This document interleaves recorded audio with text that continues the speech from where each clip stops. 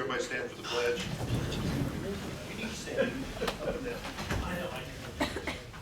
Allegiance to the flag of the United States of America and to the republic for which it stands, one nation, under God, indivisible, with liberty and justice for all. With the time being 7:46, I'd like to open a public hearing on the Unified Development Ordinance. I think we just covered, I don't know that we actually need a public hearing on this in front of this body, because the public hearing will be held before council when they approve it. So, there is one on your agenda, and if you still want to have one, I'm certainly not going to stop you, but I want to move on. I think we might as well move forward with it. It's on the agenda just to make sure that. For both. Yeah. Advertised, wasn't it? Yeah, if it was advertised, yeah, let's. It was. I was thinking it was the inverse, that it wasn't on the agenda, but if it's on the agenda, let's go. I stand corrected, I'm on that guy. Yeah. If it's on the agenda, It's I on the will. agenda. Yeah, And it was also advertised. Yeah, so I would go forward with it, yeah. Okay, so, Yes, similar and separate. Yes, sir.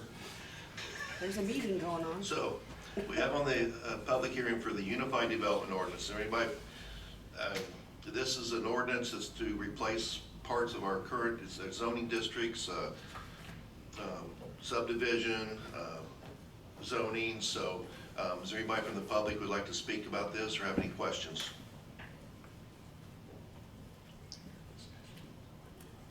Having heard none, I would take a motion to close the public hearing. Motion by Ken, second. Second. Rick. All in favor, signify by saying aye. Aye. Aye. Motion, opposed, same sign. Public hearing's closed.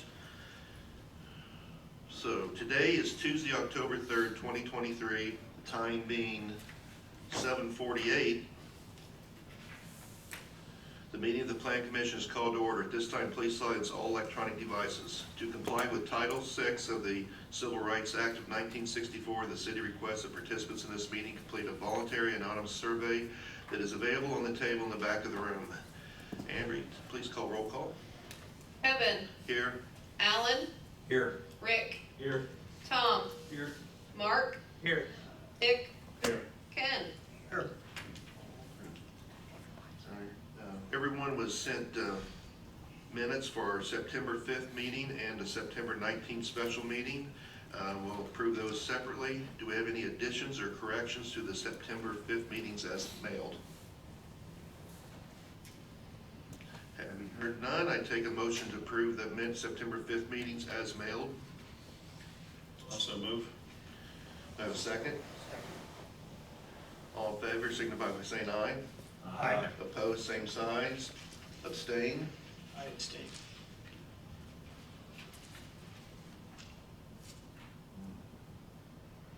We also mailed the September 19th, 2023 special meeting minutes. Do we have any additions or corrections to those? Having heard none, I take a motion to approve as mailed. So moved. Do I have a second? Second. All in favor, signify by saying aye. Aye. Opposed, same sign. Abstain. All right, old business, we have none. New business, American Structure Point Incorporated Unified Development Ordinance Approval. So I'll be handling that tonight. Gentlemen, thanks for having me. We had I saw a number of you in the steering committee meeting that we just had, and we obtained a recommendation from the steering committee on this project to bring it to you here, the Planning Commission.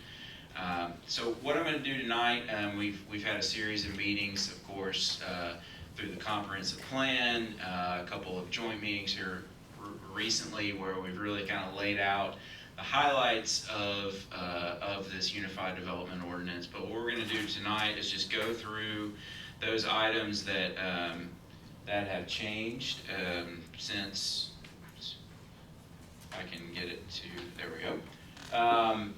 So this was our team. You've probably seen us here a lot here recently, but myself, Matt O'Rourke, our planning group leaders here tonight, as well as Philip Roth, who's been through the project, from the comp plan all the way to where we are today.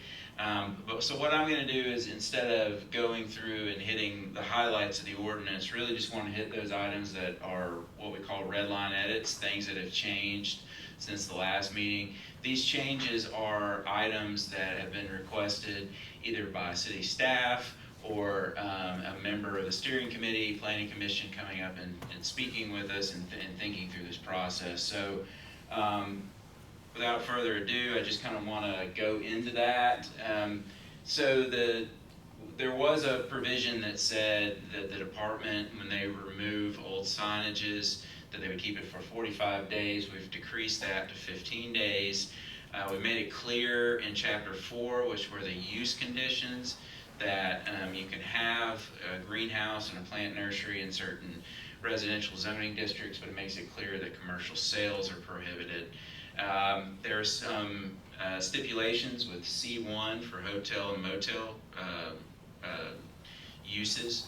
And then temporary land uses, we've added these terms, special events and temporary structures. Now, one thing that was added from tonight's meeting was the RVs. There's be a provision that we will put in that says you can have you can have an RV and live in that RV, or not live, but just temporarily reside in that RV for less than 30 days if you're there on a residential property. What this would allow is someone that maybe it's their mother and their father that bring their RV and park it in the driveway, but it would be restricted to less than 30 days. So that's a provision we would be adding in as well, based upon what we heard from the steering committee today. So any questions or concerns about that addition? Okay. So keep moving forward. We've made it clear that there's a cross-reference to your city's historic design guidelines. Keyword there being guidelines, so that'll be outside of the UDO. The UDO are standards. Those guidelines are, of course, administratively approved by Sarah, who's here tonight as well. So that gives our department a little more discretion as they go through that than having it in the UDO. There are also just some small little typographical things that we corrected, and we made sure that all the land uses are in the right categories. One thing that was requested by the mayor and also the building department was duplexes, and this is one of the red line edits that you have. They would only be permitted in the R2 zoning district with a site plan as a special exception.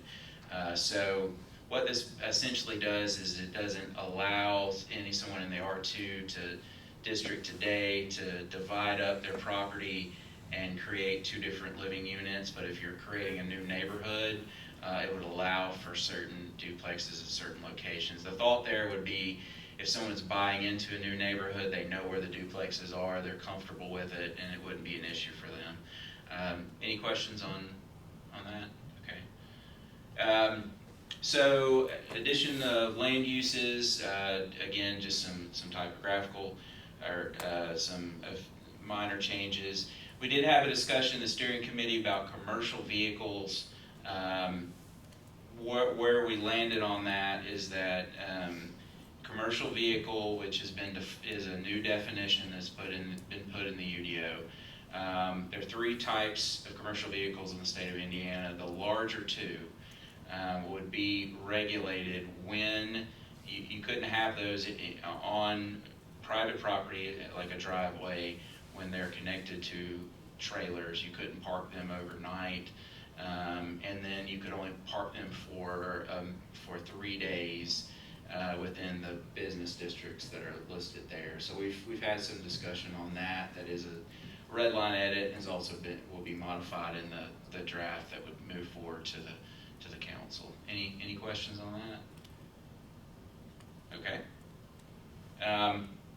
So we removed some minimum parking standards, also made some small adjustments to the electronic signage requirements, added some additional criteria in the business zoning district for when it can be rezoned, and then made it clear that the administrator does have that approval authority in the historic zoning guidelines.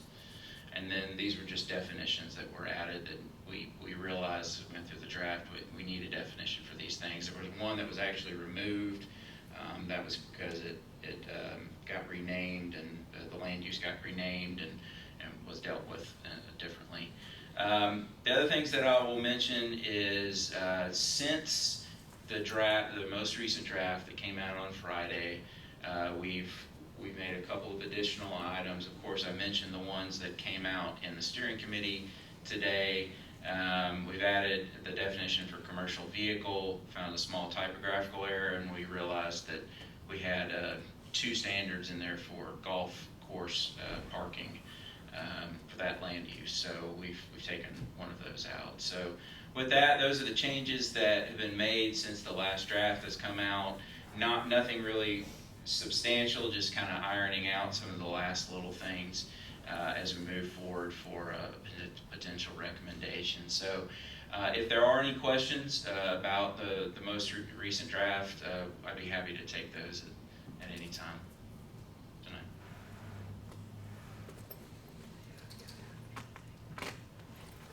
Okay. Well, hopefully you guys will feel comfortable in what we have and can make a recommendation for the city council, which could potentially take this topic up at next week's meeting. Take the time to thank you and your team for all the work they put forward. Interesting process going through it, and there's been a lot of thought, a lot of work, a lot of input from many people. Thank you. Well, I appreciate that, absolutely. So with that, I will. So we've all had the document. We got the red lines Friday. He's explained what a lot of those red lines are. Do we have any other further discussion on the UDO? If not, I would entertain a motion to move the UDO to City Council, including the red lines and these additional items that he highlighted. The removal, promotes edit in section 4D, 4C21, removal of the Gosport parking requirements, addition of definition in section 10B as outlined in this document with a favorable recommendation. Do I have a motion to approve? I would say also with the steering committee request, we had 2 specific, which I went through in the. Which was the RV and the commercial vehicle parking. Yes. Okay. Do I have a motion to move? So moved. All right, do I have a second? I'll second. All right, Amber, please call roll. Alan, Yes. Rick, Yes. Tom, Yes. Mark, Yes. Dick, Yes. Ken, Yes. Kevin. Yes. And thank you for your work. All right, thank you very much. All right, next thing on our agenda is Sarah Hamer with a new permit inspection fee proposal. Thank you. First of all, I want to say it's good to have you back, Mark. Thank you. It's good to be back. Okay, in front of you, you should have received new permit and inspection fee sheet. The permit fees, inspection fees have not changed in the little over 9.5 years I've been here. And I don't even know how long it was before that. So we did some comparison to other counties. We looked at what our county charges, and you can see that on an additional sheet that I had included on that. What has been happening is when we send our building inspector out to do inspections, some of these bigger commercial builds, things like that, require multiple inspections, and that's where that is in that number of inspection column.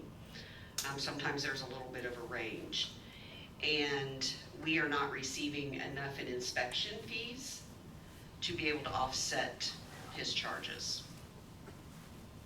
So that is why we were looking at changing this, plus for the fact that it hasn't been updated in so long.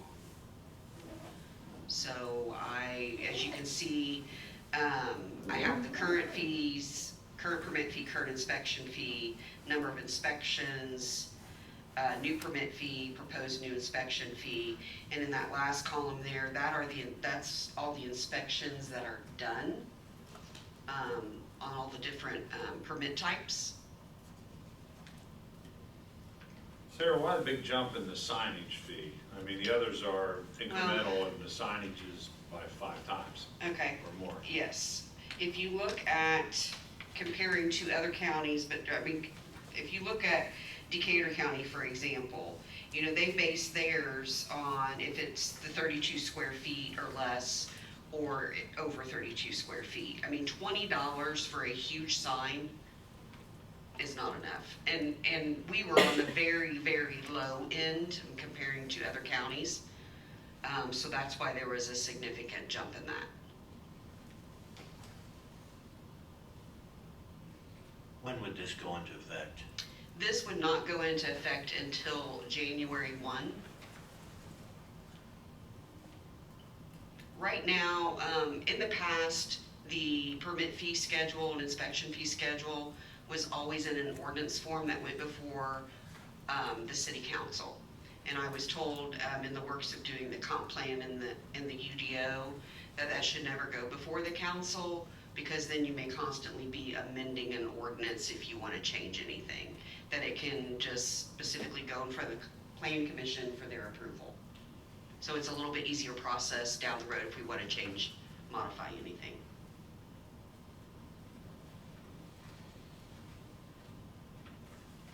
Comparing that proposed schedule to the current county specialist schedule, we're not even in the same ballpark.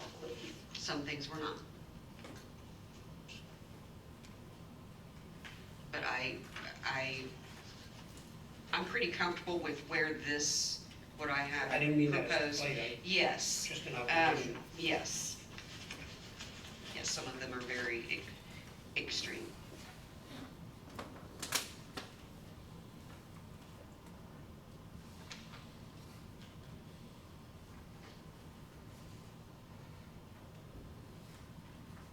Any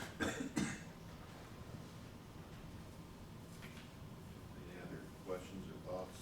I noticed that we didn't, for swimming pools, Mm-hmm, there's just one fee schedule for that. Is that the same for both in-ground and above? yes. Yes.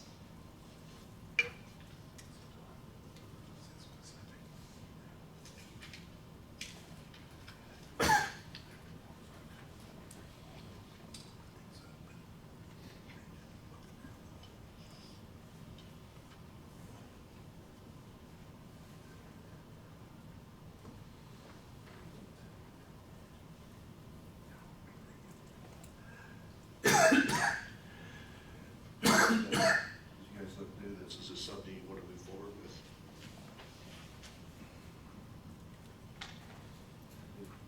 And Sarah and I have talked about it, and a lot of these fees are, we've gone way too long without amending the current structure. I like the fact that we're going to maintain it here, mention not being the ordinance format, so. Do we have any other questions? Any other thoughts? Something's gotta be done. You hate raising things, but you don't wanna be losing either, so. Right, that was the big concern. Sarah, are you gonna put in any kind of, come back and look again in 3 years, 4 years, 5 years, or, I mean, We can look at it anytime. okay. I mean- You don't wanna sit at 10+ years again. No, we won't. No, we won't. No.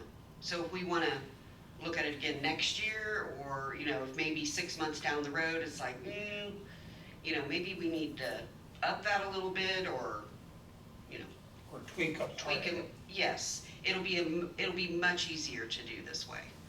So no, it will not sit that long. I agree. By moving it into this body, making the determination as to what the appropriate fees are, and taking it out of the ordinance form, it becomes a much more efficient process for individualized review of specific items that, you know, so perhaps in a period of time, it does become apparent that you do need to have 2 separate fees for a above ground versus in ground, it becomes very easy to modify that. It could be as simple as we just start requiring permits for fences, but we're not charging. You know, maybe a year down the road, we'll decide to charge. And if that's the case, then I would come back before you and with a specific amount, you know, to charge for that, so. We have no more discussion. I entertain a motion to approve the proposed new inspection fee and the inspection schedules for a January 1st incorporation or implementation. So moved. I have a second. That was Ron. McKen, I'm sorry. Amber, please call roll. Alan, Yes. Rick, Yes. Tom, Yes. Mark, Yes. Dick, Yes. Ken, Yes. Kevin. Yes. Thank you, Sarah. Thank you. All right, that being all the end of the new business, at this point, take a motion to adjourn. So moved. Have a second? Second.